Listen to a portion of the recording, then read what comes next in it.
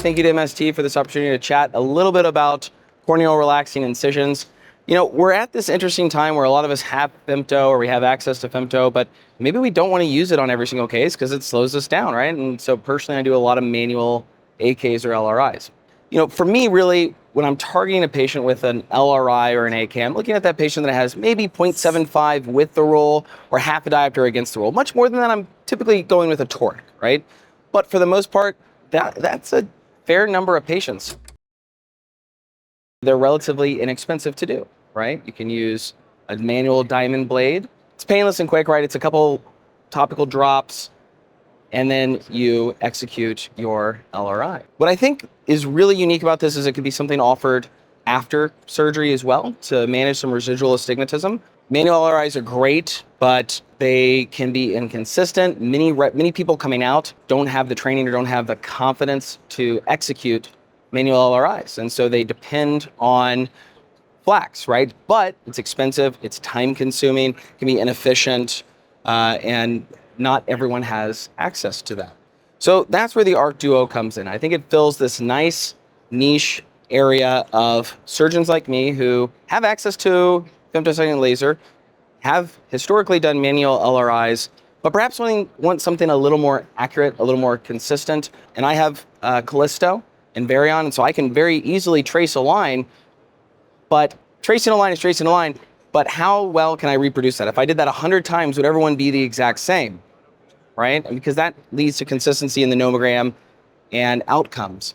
Well, with this, you can, right? And that's one of the great things is that you can create controlled, precision depth, precision executed corneal relaxing incisions. And what's great is you don't have to do this in the OR. Like let's say you have a patient who's got 3/4 of a diopter with the roll after a trifocal lens implantation. You probably want to take care of that. Now you could line it up with your digital microscope, or you could line them up with the bubble level, however you like to do it. I prefer the digital alignment. If anyone's a LASIK surgeon, you're very familiar with obtaining suction on the cornea, right? So we have a PI that interfaces with the patient on a syringe with a spring-loaded plunger. Right? You release the plunger, you obtain suction. Really simple, really easy. It's nowhere near the amount of suction that's required for LASIK or for creating a flap, so it's nowhere near the uncomfort or discomfort that patients can feel with some of that. It's very comfortable, and it comes in a lot of different sizes. So there's a 9mm and 10mm ring. I just sized it based off the white to white. Different depths based on that, so 650 on the 10, 600 on the 9. And then there's different guides, right? So 15, 30, and 45. Now, there's a 60. I would never personally go over 45, but there is that option. It's very intuitive to use if you want to make a single LRI, right? 180 degrees away from your incision, you can actually remove one of these, right? And then you can still align it the same way, make your incision, and come off. But it just plugs right into the device.